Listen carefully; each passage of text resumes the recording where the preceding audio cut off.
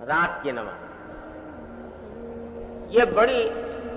عظیم نعمت ہے. کہنے کو تو یہ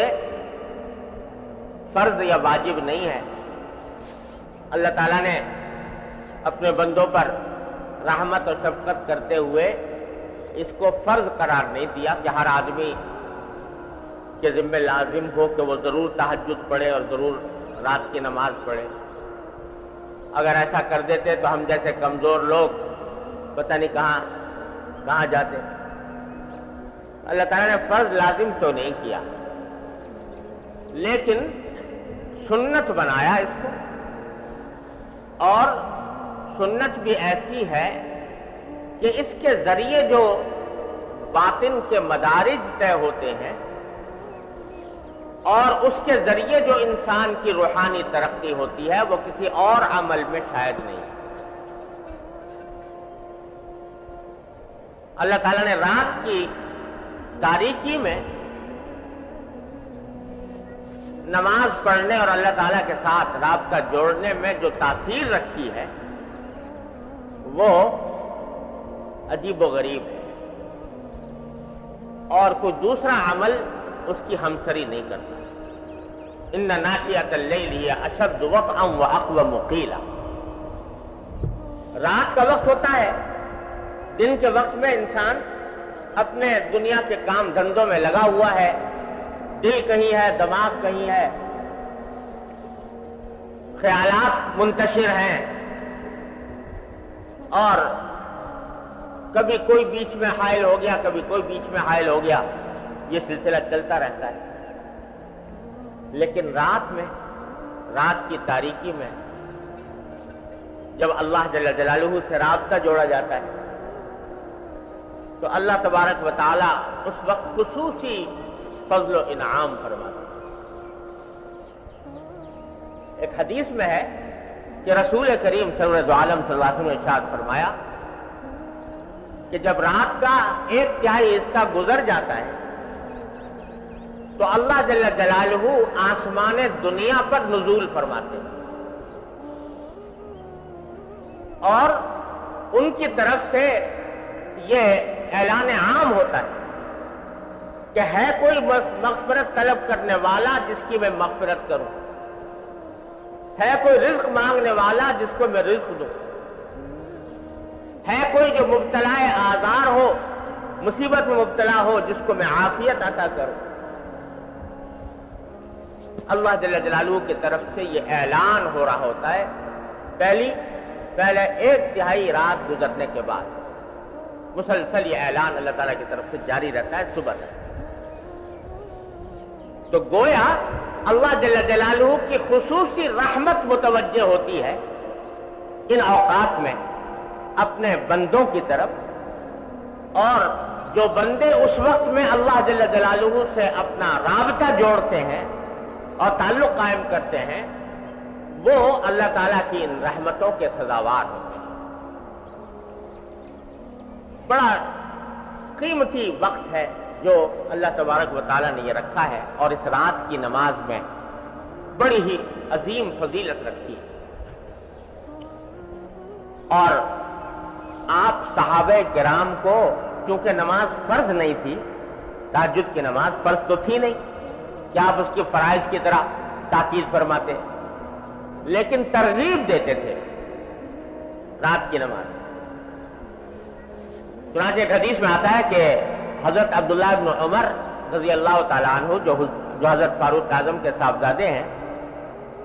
یہ اپنا واقعہ بیان کرتے ہیں کہ میں دیکھتا تھا کہ بہت سے لوگ رسول کریم صلی اللہ علیہ وسلم کی خدمت میں آ کر اپنے خواب بیان کیا کرتے تھے. فجر کے بعد جب حضور تشریف فرما ہوتے مسجد میں تو لوگ آ کر بیان کرتے ہیں کہ یا رسول اللہ میں نے آج رات میں یہ خواب دیکھا، آج رات میں یہ خواب دیکھا. اور بعض اوقات رسول کریم صلی اللہ علیہ وسلم ان خوابوں کی تعبیر بھی بیان فرماتے تھے کہ اس خواب کی یہ تعبیر ہے، اس خواب کی یہ تعبیر ہے. تو حضرت عبداللہ بن عمر رضی اللہ عنہ فرماتے ہیں کہ میرے دل میں بھی آرزو پیدا ہوئی کہ میں بھی کوئی خواب دیکھوں اور حضور اقدس صلی اللہ علیہ وسلم سے اس کی تعبیر معلوم کروں. لیکن میری نیند ایسی تھی کہ مجھ کو خواب نہیں آتے تھے نیند میں، لیکن تمنا یہ ہوتی تھی کہ جیسے اور لوگ خواب بیان کر رہے ہیں تو میں بھی بیان کروں اور میری تعبیر حضور علیہ السلام عطا فرمائے. تو فرماتے ہیں اسی تمنا میں ایک رات میں سویا تو میں نے خواب دیکھا، اور اس خواب کی تفصیل انہوں نے روایت میں بیان کی کہ یہ دیکھا. خلاصہ اس خواب کا یہ ہے کہ دو فرشتے جیسے آئے اور مجھے لے گئے، اور ایک رسی تھی وہ آسمان کی طرف جا رہی تھی، اور انہوں نے مجھ سے کہا فرشتوں نے کہ تم اس رسی کو پکڑ کے اوپر چڑھ جاؤ. یہ خواب میں نے دیکھا تو مجھے بڑی خوشی ہوئی کہ آج مجھے موقع ہوا ہے کہ میں رسول کریم صلی اللہ علیہ وسلم سے خواب بیان کروں اور اس کی تعبیر لوں. لیکن براہ راست نبی کریم صلی اللہ علیہ وسلم کی خدمت میں حاضر ہو کر خواب بیان کرتے ہوئے مجھے کچھ جھجک سی ہوئی کہ خود بیان کروں. ام المومنین حفصہ رضی اللہ تعالی عنہا، تو میں نے ان سے ذکر کیا کہ میں نے آج رات یہ خواب دیکھا ہے، اور تمہیں اگر کسی وقت موقع ملے تو حضور اقدس صلی اللہ علیہ وسلم کو یہ خواب بیان کر کے آپ سے تعبیر معلوم کرو اس کی. تو کہتے ہیں حفصہ نے نبی کریم صلی اللہ علیہ وسلم سے میرا خواب بیان کیا. بعد میں نے ان سے پوچھا کہ کیا جواب دیا رسول کریم صلی اللہ علیہ وسلم. تو حفصہ نے کہا کہ میں نے رسول کریم صلی اللہ علیہ وسلم سے آپ کا خواب بیان کیا تھا، تو اس خواب کو سن کر رسول کریم صلی اللہ علیہ وسلم نے فرمایا کہ نعم الرجل عبداللہ ابن عمر. دو جملے فرمائے. ایک جملہ یہ کہ عبداللہ ابن عمر بڑا اچھا آدمی ہے، عبداللہ ابن عمر بڑا اچھا آدمی ہے. اور پھر دوسرا جملہ فرمایا لو کان یصلی من اللیل، کاش کہ وہ رات کو بھی نماز پڑھا کرے. اچھا آدمی ہے لیکن کاش کہ وہ رات کو بھی نماز پڑھا کرے. حضرت عبداللہ بن عمر فرماتے ہیں کہ اس وقت تہجد کی نماز پڑھنے کا عادی نہیں تھا، رات کو پڑھتا نہیں تھا. لیکن جس دن سے میں نے نبی کریم سرور دو عالم صلی اللہ علیہ وسلم کا یہ ارشاد سنا کہ عبداللہ بن عمر اچھا آدمی ہے، کاش کہ وہ رات کو نماز پڑھا کرے، تو اس دن سے الحمدللہ کبھی تہجد کہ فرض اور واجب نہیں، اس واسطے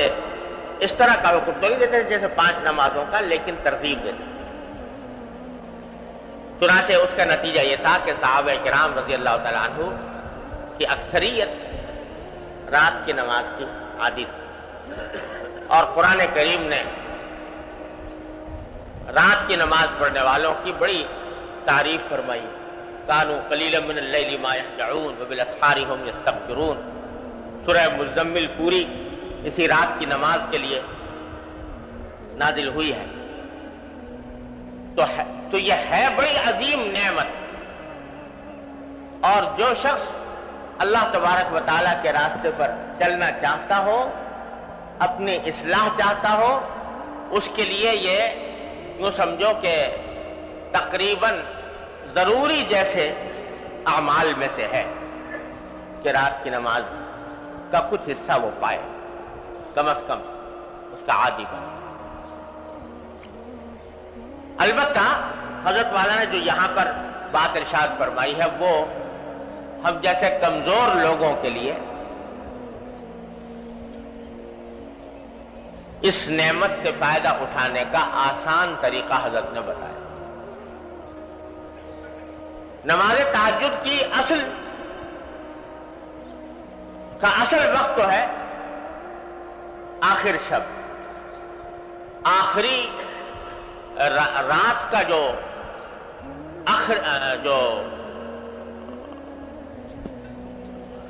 رات کا جو آخری حصہ ہے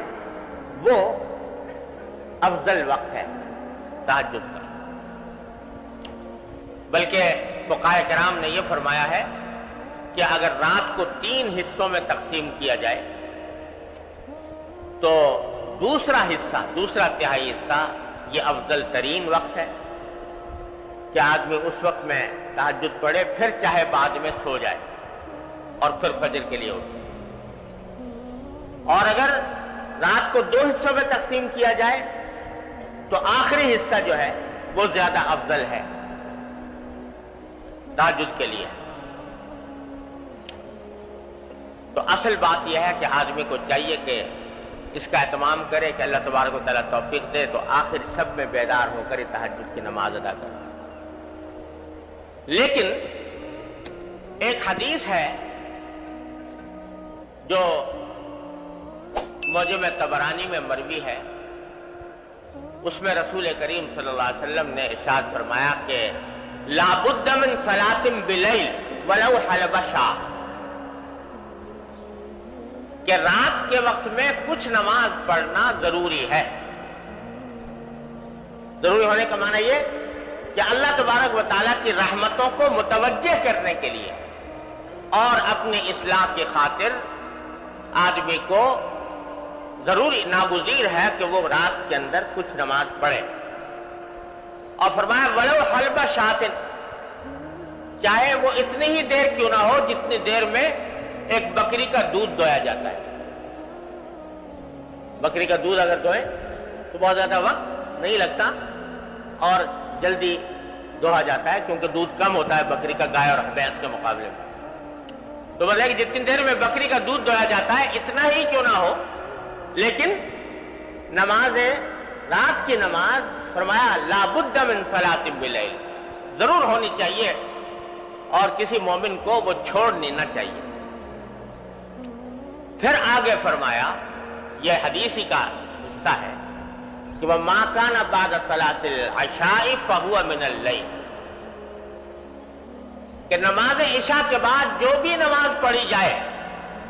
وہ صلاۃ اللیل میں داخل ہے، تہجد کے مفہوم میں داخل ہے،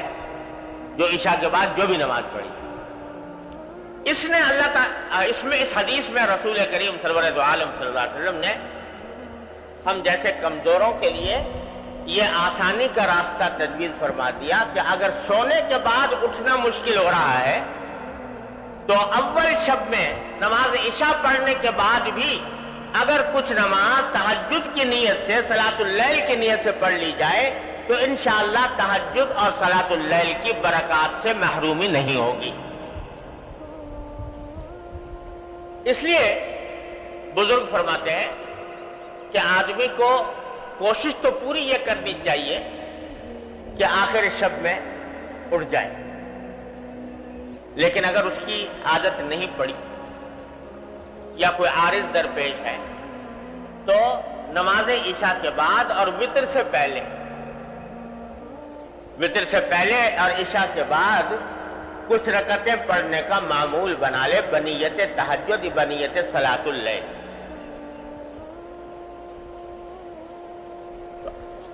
وہ تو روزانہ پابندی سے پڑھے، ساتھ ہی کوشش کرتے رہے کہ آخر شب میں بھی آنکھ کھل جائے، اور آخر شب میں آنکھ کھل جائے تو پھر اس وقت میں جتنی توفیق ہو اس وقت میں پڑھ لے، اور اگر فرض کرو آنکھ نہ کھلی تو کم از کم عشاء اور وتر کے درمیان جو نماز پڑھی ہے وہ صلاۃ اللیل تہجد کے حکم میں انشاءاللہ لکھی جائے گی اور تہجد اور صلاۃ اللیل کی برکات سے مکمل محرومی نہیں ہوگی۔ تو یہ کام تو بھائی ہر مومن کو کرنا ہی چاہیے کہ عشاء اور وتر کے درمیان کچھ رکعتیں پڑھ لے تہجد کی نیت، 4 پڑھ لے، 6 پڑھ لے، 8 پڑھ لے، جتنی توفیق ہو اتنی پڑھ لے، اور پھر کوشش ساتھ میں یہ بھی رکھ، لیکن اس کا مطلب یہ نہیں ہے کہ اس پر اکتفا کر کے بیٹھ جائے، بلکہ اپنی یہ کوشش جاری رکھے کہ آخر شب میں بھی میں اٹھوں، اور جب اٹھ جائے تو اس وقت کی نماز بھی ادا کرے۔ اور جیسا میں نے عرض کیا کہ یوں تو نماز تہجد کے لیے کوئی خاص تعداد اس طرح کی مقرر نہیں ہے کہ بھئی اتنی ہی پڑھنی ہے ضرور، جتنے بھی موقع مل جائے، 2 پڑھ لے، 4 پڑھ لے، 6 پڑھ لے، 8 پڑھ لے، 10 پڑھ لے، 12 پڑھ لے، سب جائز ہے۔ اور اس میں سے کچھ اول شب میں پڑھ لے، کچھ آخر شب میں پڑھ لے، یہ بھی جائز ہے۔ اور البتہ وتر کا حکم یہ ہے کہ اگر آخر شب میں اٹھنے کا پکا یقین ہو تب تو وتر آخر شب میں پڑھنے چاہیے، اور اگر پکا یقین نہیں ہے، پتہ نہیں کہ میری آنکھ کھلے گی کہ نہیں کھلے گی، تو پھر وہ وتر اول رات ہی میں پڑھ لینے چاہیے۔ پھر اگر فرض کرو آنکھ کھل گئی تو دوبارہ وتر دہرانے کی ضرورت نہیں، صرف تہجد کی نماز پڑھ لے، یہ بھی کافی۔ لیکن اس طرح عادت ڈالنے کی ضرورت ہے۔ اور یہ جو میں نے عرض کیا کہ آخر شب میں اٹھنے کی کوشش کرے، اس کے لیے حضرت والا نے ایک اور، ہمارے حضرت والا حضرت ابو بکر قدس اللہ تعالیٰ سرہ کا عجیب یہ مزاج تھا کہ کمزور سے کمزور اور بے ہمت سے بے ہمت آدمی کے لیے بھی کچھ نہ کچھ نسخہ تجویز فرما دیتے، کہ کوئی یہی نہیں کہ با ہمت بڑا طاقتور اور مضبوط آدمی ہو تو وہی عمل کر سکتا ہے، نہیں، جو کمزور ہیں، بے ہمت ہیں، ان کے واسطے بھی کوئی نہ کوئی آسان نسخہ ایسا تجویز فرما دیتے تھے کہ عمل کر لیں تو انشاءاللہ اس کا کچھ نہ کچھ نفع ان کو ہو جائے۔ تو حضرت نے فرمایا جن لوگوں کی کو آخر شب میں اٹھنے کی عادت نہیں ہے تو وہ ایک کام کر لیں۔ فرما دیتے کہ اکثر ایسا ہوتا ہے کہ رات کو سوتے سوتے کسی نہ کسی وقت آدمی کی آنکھ کھل جاتی ہے، کبھی قضاء حاجت کے لیے پیشاب وغیرہ کی ضرورت پیش آ گئی، کبھی ویسے ہی آنکھ کھل گئی تھوڑی دیر کے لیے۔ فرما دیتے کہ اس جب کہ آنکھ کھل گئی تو اس وقت تھوڑی دیر کے لیے بستر پر بیٹھ جاؤ۔ کیا تو میں نہیں کہتا کہ جاؤ جا کے وضو کرو اور نماز پڑھو، لیکن ابتدا میں جب آنکھ کھلی تو تھوڑی دیر کے لیے بستر پر بیٹھ جاؤ اور بیٹھ کر یہ سوچو کہ یہ وہ وقت ہے جس کے بارے میں حدیث میں آیا ہے کہ اللہ تعالیٰ کی طرف سے پیغام آ رہا ہے، اعلان عام ہو رہا ہے کہ ہے کوئی مغفرت مانگنے والا جس کی میں مغفرت کروں۔ تو یہ تصور کر کے تھوڑی دیر کے لیے دعا کر لو بیٹھ کے، ایک تو اپنی مغفرت کی دعا کر لو اور دوسرے اس بات کی دعا کر لو کہ یا اللہ مجھے تہجد میں آخر شب میں اٹھنے کی توفیق نہیں ہو رہی، اپنے فضل و کرم سے مجھے یہ توفیق عطا فرما دیجئے۔ فرمایا یہ دعا کرو، پڑھ کے سو جاؤ۔ حضرت فرماتے ہیں اگر اتنا ہی کر لو تو جو آدمی یہ کام کر لے گا پابندی سے تو انشاءاللہ اللہ تعالیٰ کی طرف سے اس کو توفیق ہوگی اور ضرور ہوگی انشاءاللہ، اگر پابندی سے یہ کام کرے۔ تو ہمارے حضرت والا حضرت ابو بکر صلی اللہ تعالیٰ سرہ فرماتے تھے کہ حقیقت کا مزاج یہ تھا کہ وہ لوگوں کو لانے کے لیے آسان سے آسان تجویز بتاتے تھے، جیسے دانہ ڈالا جاتا ہے نا جانور کو، تو اس طریقے سے دانہ ڈالتے تھے۔ اور تجربہ یہ ہے کہ جو شخص یہ کام کر لے گا پابندی سے، جب بھی آنکھ کھلے بیٹھ جائے چند لمحے کے لیے اور دعا مانگ لے اللہ تعالیٰ سے، انشاءاللہ وہ تہجد کی برکات سے